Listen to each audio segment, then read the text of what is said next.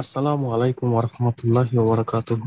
ওয়ালাইকুম আসসালাম ওয়া রাহমাতুল্লাহি ওয়া বারাকাতুহু। জি, আমি পশ্চিমবঙ্গের বর্ধমান জেলা থেকে বলছিলাম, বর্তমানে ভারতের চেন্নাই শহরে রয়েছি। মাশাআল্লাহ। বলেন কি নাম আপনার? আব্দুল ওয়াজিদ মল্লিক। বলেন। আমার একটি পারিবারিক সম্পর্কে প্রশ্ন ছিল, যেটা হচ্ছে, আমার একটি ছোট বোন রয়েছে, আমার থেকে 6 বছরের ছোট। তো সে যথেষ্ট সাবালিকা, এবং সে কোনো রকম মানে হারাম কাজে লিপ্ত হলে আমার বাড়ি থেকে, পরিবার থেকে, আব্বা মা তাকে নিষেধ করে যে ওকে ওরকম কিছু বলিস না, কারণ ও আত্মহত্যার হুমকি দেয়। তো হুম, সেজন্য কোনো রকম আমি যদি বলি, তো সে যদি কোনো রকম গুনার কাজ করে, তা তার কোনো গুনাহ কি আমার ঘাড়ে আসবে? এবং আপনার বাপ বেঁচে আছে? বাবা বেঁচে আছে? হ্যাঁ, হ্যাঁ, অবশ্যই বেঁচে আছে। আব্বা আপনার আব্বা বাপের মা কাঁধে সবাই আসবে, বেঁচে আছে। মায়ের কাঁধে আসবে না। বাপ যখন বেঁচে আছে বাপের কাঁধে আসবে, মায়ের কাঁধে আসবে, আপনার কাঁধে আসবে না। জি। তো এই ক্ষেত্রে আমার কি কোনো করণীয় রয়েছে? নসিহা, আপনি শুধু উপদেশ দিতে পারবেন, চাপ সৃষ্টি করা, ধমক দেওয়া, মারধর করা এটা জায়েজ না, এটি বাপের কাজ। বাপ মা ছেলে মেয়েকে মারধর করতে পারে যদি সেটা এর মধ্যে হয়, সীমার মধ্যে হয়।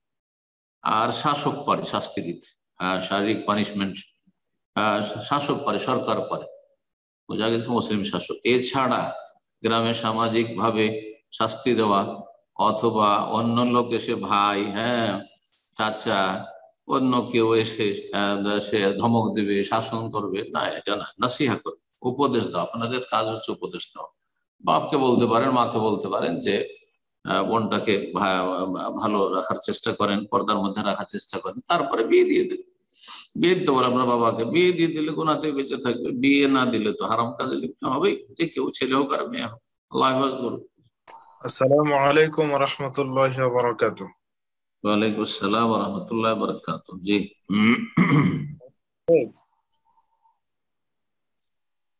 শেখ কেমন আছেন? আলহামদুলিল্লাহ। বলো। আহ, শেখ আজকে একটা প্রশ্ন, তিরমিজির একটা হাদিস, 3233 নম্বর হাদিস, যেটাতে রসুল সাল্লাল্লাহু আলাইহি ওয়াসাল্লাম বলেছেন যে হুম। গুনাহ মাফ আমল হিসাবে যে এক হুম। সালাত পর পরবর্তী সালাতের জন্য অপেক্ষা করা, হুম। এটা গুনাহ। ইন্তজারুস সালাত বাদাস সালাতে। জি। তো এই যে অপেক্ষা করা, এটা একটু ব্যাখ্যা জানতে চাচ্ছি, যে এটা কি মসজিদে বসে থেকে অপেক্ষা করা এরকম ব্যাখ্যা আসবে, নাকি যে কোনো ভাবে পরবর্তী সালাতের জন্য অপেক্ষা করলে এটাই হবে? একটু যদি বলতেন। এর দুটো ব্যাখ্যা করা হয়েছে। একটি ব্যাখ্যা হচ্ছে যে মসজিদে অবস্থান করে এক সালাতে বা এক সালাতের জন্য অপেক্ষা করা, বিশেষ করে মাগরিব থেকে এশা, এই সময়টা হয়তো অল্প সময় থাকে, খুব বেশি সময় থাকে না। আর এই সময় মানুষের কাজকর্ম থাকে না, তো সেখানে জিকির আজকার দোয়া করতে থাকলো, মসজিদে অবস্থান করলো, কোরআন তেলাওয়াত করতে থাকলো, আর এশা পড়েই যাব, এটা ইন্তজার সালাতে বাদাস সালাত। কিন্তু সকালবেলা রোজি রোজগার আছে, এই নয় যে ফজর পড়ে মসজিদে বসে, তো সাহাবারা এরকম করতেন না। আরব দেশে মাগরেব থেকে এসে অনেকে বসে থেকে যান মসজিদ। মাগরেব থেকে এসে যাদের কাজ কাম নাই, মাগরেব পড়েছেন, বসে আছেন, কোরআন তেলাওয়াত করেছেন, জিকির আজকার দোয়া করছেন, এশা পড়েই যাবেন। এটা এর মধ্যে পড়ছে। এটা একটি অর্থ। আরেকটি অর্থ হচ্ছে যে না, শারীরিক ভাবে সেখানে অবস্থান করে আপনার অপেক্ষা করা নয়, বরং মানসিক ভাবে অপেক্ষা করা, মানে মানসিক দিক থেকে প্রস্তুত থাকা। অন্তেজারুসলাতে বাদাসলা, এক সলাতে পর এক সলাতের অপেক্ষা মান থাকা, মানে মানসিক দিক থেকে প্রস্তুত আছেন যে কখন আজান হবে বা আজানের সময় হবে, আমি মসজিদে ছুটবো।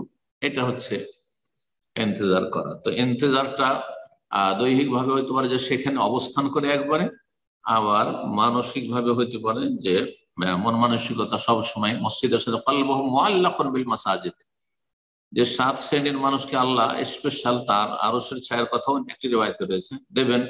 তার একটি হচ্ছে রাজুলুন কালবুহু মুআল্লাকুন বিল মাসাজিদ, এমন ব্যক্তি যার মসজিদের সাথে অন্তর সবসময় সম্পৃক্ত। জি। এজা খারাজা মিনহু, যখন মসজিদ থেকে বেরোবে, হাত্তা ইয়াউদ আলী, যতক্ষণ